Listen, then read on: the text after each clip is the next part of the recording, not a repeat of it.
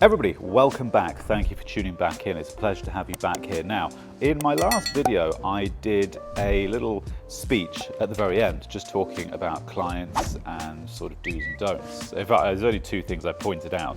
And it seemed to really strike a nerve with people. So I thought I'd do some more of those because a couple of you were asking for what are some of my other top tips. We're actually in the shop today. There's a lot of stuff going on here, which you'll see in some later content. But this today is going to be my 5 top tips for growing a business.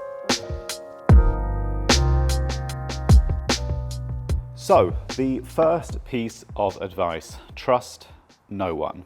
Now that sounds like a very sort of heavy thing to say, but it's true. Trust no one. I have been burnt so many times by people who you confide in, you put trust in, and then you turn around, they stab you in the back. And in business, that happens to be a really bad thing. So just trust no one. There are exceptions to that rule, and it's people who work here. Everybody outside those shutters, you do not trust, okay?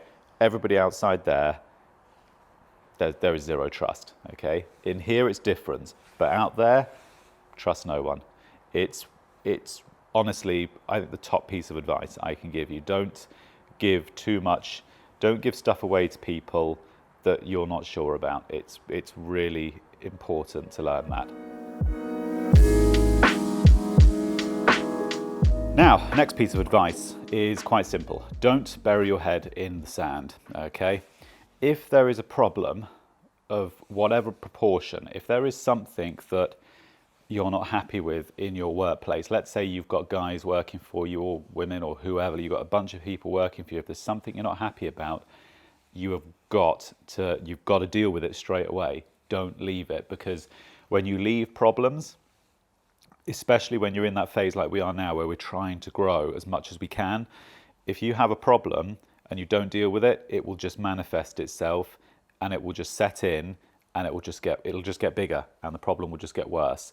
And the worse a problem gets, the harder it becomes to sort. So as soon as something starts that you don't like or something that you're not happy with or whatever, you've got to sort it at that point. Don't leave stuff to fester. It becomes so much harder. It's the same with, I was talking about the booking system and theft and stuff. It's not that I distrust anybody, but it's about sorting things. That's the whole reason. It's getting things off the ground from the word go. Put those procedures in place immediately, and it's much easier to try to put things into place when you've been going for 10, 12 years. Far harder. It's much harder to get people to go along with that after that amount of time. If you do it from day one, much simpler. So yeah, second top tip, don't bury your head in the sand. If there is a problem, deal with it head on. Don't leave stuff. Now, the third piece of advice that I could give is to learn to capitalize on your debts. So essentially, when we leave school, we're taught from a very young age to go out, save as much money as you can, get a mortgage, you pay your mortgage down as fast as possible, and you have as few credit cards and debt as possible. That is just what, in the UK, that is what you're taught from school. That is just, you're taught that from a very young age. Now, that works in the private world. In business, it just doesn't work that way. Most businesses need debt to grow. Now that sounds like a very sort of backwards psychology, but go with me on this. Most businesses, in order to grow, you have to take on debt. It's one of the few ways that you grow. Now, as a rule of thumb, now not everybody agrees with this statement, but as a loose rule of thumb, whatever your turnover is in your business, you shouldn't have more than half your turnover in debt. As a loose rule of thumb. So let's say you've got £100,000 turnover, okay? You don't want to have more than 50 grand's worth of debt tied to your business at any one point in time. So you've got 100k turnover, you don't want more than 50k of debt. Now, there are some entrepreneurs and business advisors who will disagree with that statement, and they'll say, actually, we don't think that's the case. We think that you shouldn't have more than double your profit margin in debt. So let's say that £100,000 company had a £30,000 profit margin, let's say, for instance. That means that if you follow their psych, it means you shouldn't have more than 60k in debt. See what I'm saying?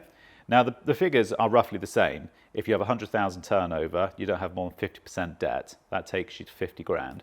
Well, if you have double your profit margin at 30 grand, that would take you to 60. So 50, 60 grand of debt.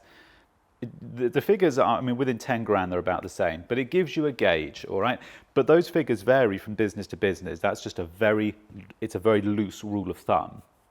Now, the reason for that is because you need debt to grow. So because the great thing about that is you can restructure debt, you can refinance debt. And when you refinance debt, that gives you the ability to grow even more. And then you refinance that debt, you restructure it, you can grow a bit more. Uber is a classic, it's a classic case of that. I mean, Uber for the last, I think, 10 years running has made an enormous loss, and they just sold it for hundreds of millions of pounds. It's a loss-making company, but do you see what I'm saying? You need debt in order to grow. It used to be the case that vehicles weren't included within your debt, so to speak.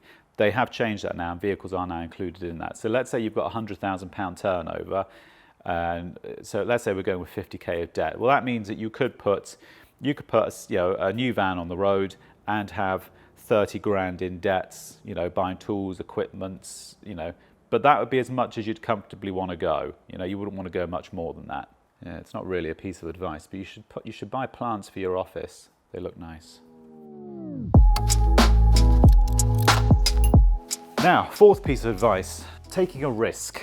Now, everybody's opinion on what they deem a risk is going to be different. So whatever your opinion is, and then what your mate's opinion is on that same risk is going to be different. Their outcomes are not, by default, they're not going to be the same.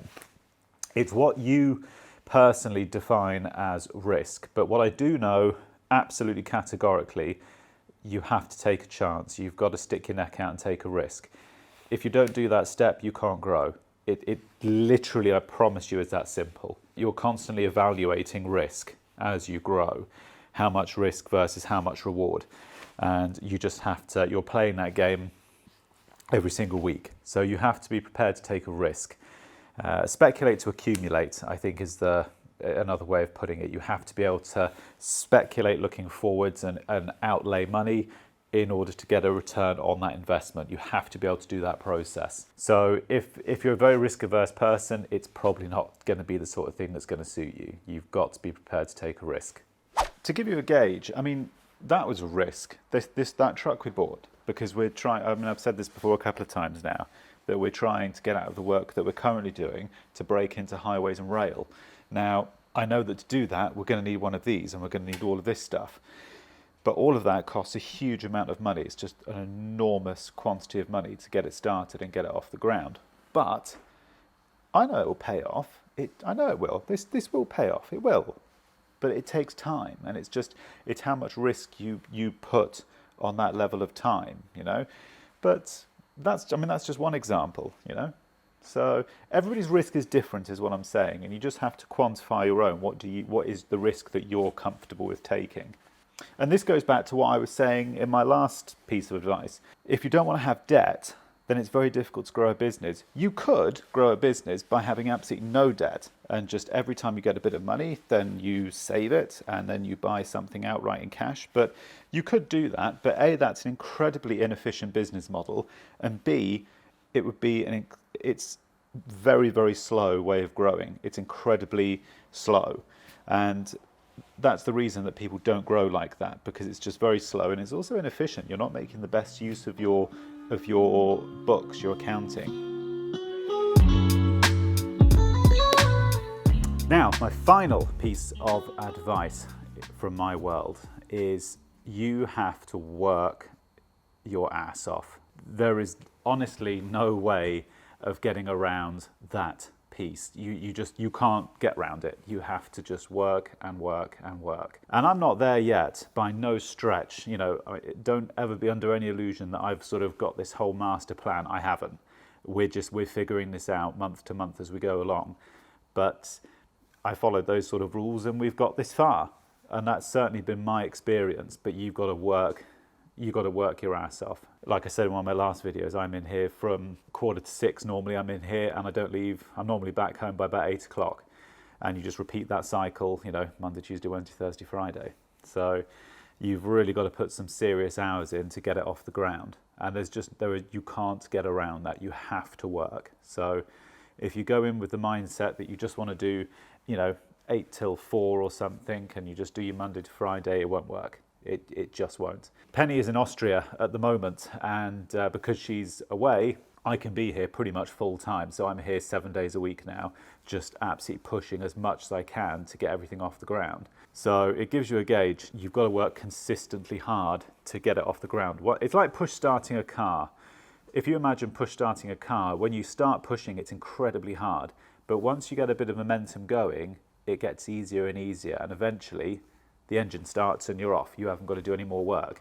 And it's the same with a business. It's no different. You have to push a huge amount to get it off the ground, but eventually it becomes easier and easier. So those are my 5 top tips. So actually there's more I could keep on saying, which I might do in another video actually, because I find these actually far more interesting than just doing electrical work and stuff. I actually find these very, very interesting. So put your comments below if you want me to discuss anything else. If there's something particular that you want me to talk about, let me know. I will happily share every aspect of what I'm doing here. So put it below and let me know. Let me get out of this. What dick designed that?